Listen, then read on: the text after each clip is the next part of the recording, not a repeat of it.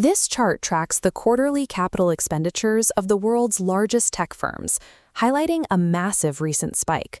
Over a single 3-month period, Amazon, Google, Meta, and Microsoft spent a combined $170 billion. That is a 72% increase over last year, almost entirely dedicated to artificial intelligence. Outside of the Big Four, the numbers are equally extreme. Startups that have yet to release a product are securing $32 billion valuations, while NVIDIA and OpenAI recently entered negotiations for a single data center project in Ohio worth $500 billion. The sheer volume of AI cash entering the economy has physical consequences. In San Francisco, the influx of wealth has created a literal mansion shortage. Standard portfolio theory suggests that in moments of high volatility and extreme valuations, rational investors should reduce their exposure and build a defensive position. Financial veterans are urging exactly that. Michael Burry, who famously identified the 2008 housing bubble, is waving a red flag over AI, joined by economists like Dean Baker and JP Morgan's Jamie Dimon. Traditional economics says to pump the brakes. Silicon Valley is doing the opposite, pressing the pedal to the metal.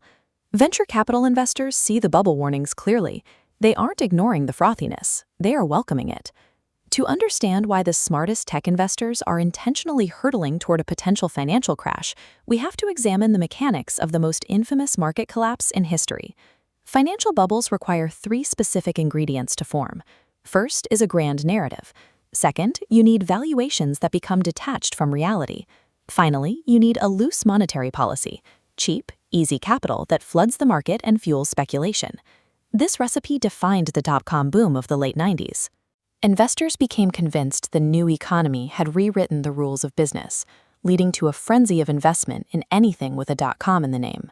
When the bubble finally burst in 2000, the result was a catastrophic destruction of capital, wiping out portfolios and making it nearly impossible for startups to raise money for years. But while the financial evaporation was a disaster for investors, the physical residue of that mania permanently changed the world. During the peak of .com exuberance, investors poured money into laying a massive network of fiber optic cables.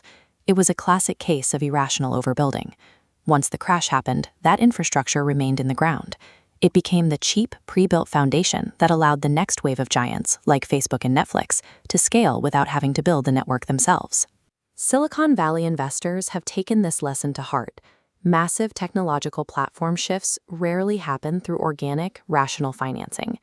Building the future of AI requires unfathomable spending on chips and data centers.